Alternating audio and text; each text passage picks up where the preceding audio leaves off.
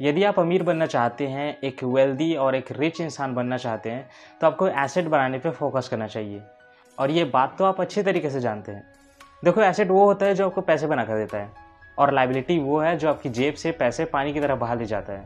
And सबसे बड़ा asset है आपका बिजनेस, जिससे आपके पास पैसों की बौछारें होने लगती हैं। लेकिन प्रॉब्लम ये आती है कि हमें अच्छे से पता नहीं रहता कि हमें बिज़नेस कैसे स्टार्ट करना चाहिए या फिर बिज़नेस कैसे रन करना चाहिए। हमें ये तो पता रहता है कि बिज़नेस में हमें कस्टमर की नीड देखनी चाहिए, लेकिन हमें और कौन कौन सी बातों का ध्यान रखना चाहिए ये पता नहीं रहता। सो हेलो दोस्तों, आज हम लोग बात करने वाले हैं कि आप एक अच्छा बिजनेस कैसे बिल्ड कर सकते हो। So let's begin.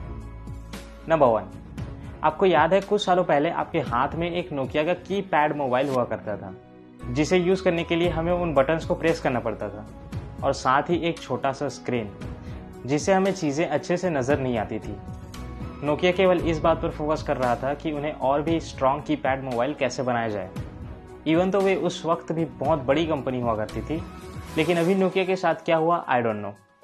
लेकिन जिस वक्त नोकिया ने दुनिया की लगभग आधी से भी ज़्यादा मोबाइल इंडस्ट्री कैप्चर कर ली थी, तब एक प्लेयर ने जैसे एक बॉल फेंकी और नोकिया के सारे विकेट गिर गए। और आज हम लोग उस बॉल को एप्पल इंक और आईफोन के नाम से जानते हैं। सो ऐसा क्या हुआ कि नोकिया के लगभग आधी से भी ज़्यादा मार्केट कैप्चर होने के बाद भी वे फेल हो गए। सो इसका सिंपल सा आंसर है, नोकिया 1 से इन्फिनिटी की ओर जा रही थी, लेकिन स्टीव जॉब्स ने उन बटन्स और एक छोटी सी स्क्रीन को रिमूव कर दिया और वे 0 से 1 गए।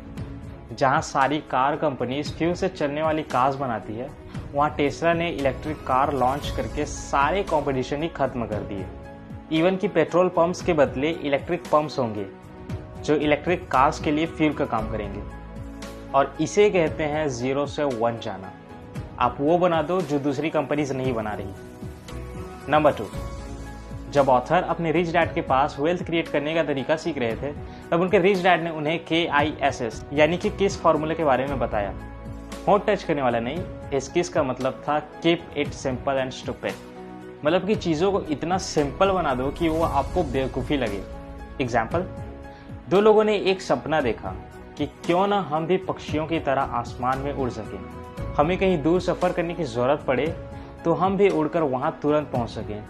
वैसे तो ऐसी सोच केवल बेवकूफ़ी ही लगती थी, क्योंकि ऐसा होना पॉसिबल नहीं था, पर उन दोनों ने इसे भी पॉसिबल करके दिखा दिया, जिसे हम प्लेन्स और इतिहास उन 2 लोगों को राइट ब्रदर्स के नाम से जानते हैं। वे दोनों 0 to 1 भी गए, साथ ही उन्होंने ट्रांसपोर्टेशन को बहुत सिंपल बना दिया।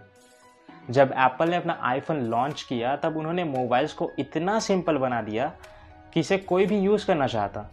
एंड एज यू नो, आज एप्पल और आईफोन कहाँ हैं। नंबर 3, सपोज करो आप एक रेस्टोरेंट गए जहाँ का माहौल बहुत ही अच्छा है, जहाँ का खाना बहुत अच्छा है, आपको रेस्टोरेंट बहुत ज़्यादा पसंद आया, लेकिन जब आपको बिल दिया गया तब उस रेस्टोरेंट का जो मैनेजर था वह आपसे बदतमीज़ी करने लगा, वह बहुत बुरा बिहेव करने लगा। उसने आपको बिल पकड़ाते हुए गुस्से में एब्यूज़ करते हुए कहा कि दोबारा इस रेस्टोरेंट में कभी मत आना। ना मैंने आपको काफ़ी एक्सट्रीम तरीके का एग्जाम्पल दिया, लेकिन अब आप बताओ उस रेस्टोरेंट का जो खाना आपको पसंद आया था, जो इन्वायरमेंट आपको पहले पसंद आया था, जो रेस्टोरेंट आपको पहले अच्छा लगा था, उस रेस्टोरेंट में क्या आप दोबारा जाना चाहोगे? ऑब्वियसली आपका आंसर नो ही होगा। क्यों?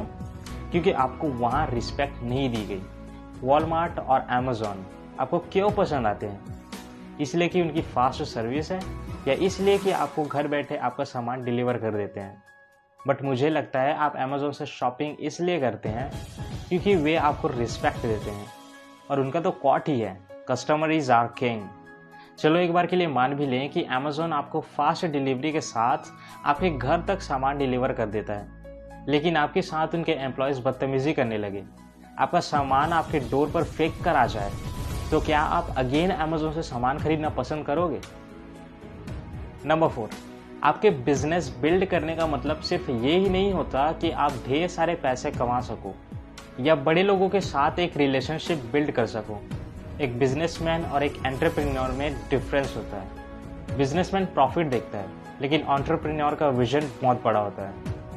अमेज़ॉन एक ऐसी कंपनी है जो जेफ बेजोस के काम छोड़ देने के बावजूद चलेगी। एप्पल एक ऐसी कंपनी है जो स्टीव जॉब्स के बाद भी सबसे पावरफुल कंपनी है। टेस्ला का विजन इतना ग्रेट है कि एलन मस्क के बिना भी ये कंपनी सब कुछ कर सकती है। तो दोस्तों इस वीडियो में हमने बिजनेस के बारे में बात किया, जिसमें से फर्स्ट पॉइंट में हमने देखा था कि हमें 0 से 1 जाना चाहिए। यदि हम 0 से इन्फिनिटी जाएं तो एक बेस्ट ब्रांड बिल्ड नहीं कर पाएंगे। नेक्स्ट पॉइंट में हमने बात किया था कि हमें अपने प्रोडक्ट को इतना सिंपल बनाना चाहिए कि वो हमें स्टूपिड लगने लगे। थर्ड पॉइंट में हमने देखा था कि हमारा बिहेवियर बहुत मैटर करता है, इसलिए हमें अपने कस्टमर को रिस्पेक्ट देना चाहिए। और फोर्थ और लास्ट पॉइंट में हमने देखा था कि हमें अपने ब्रांड को ऐसा बनाना चाहिए जो बिना ओनर के भी रन कर सके।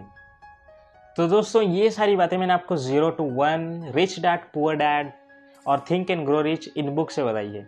यदि आप इन बुक्स को परचेज करना चाहते हैं तो लिंक आपको डिस्क्रिप्शन में मिल जाएगी।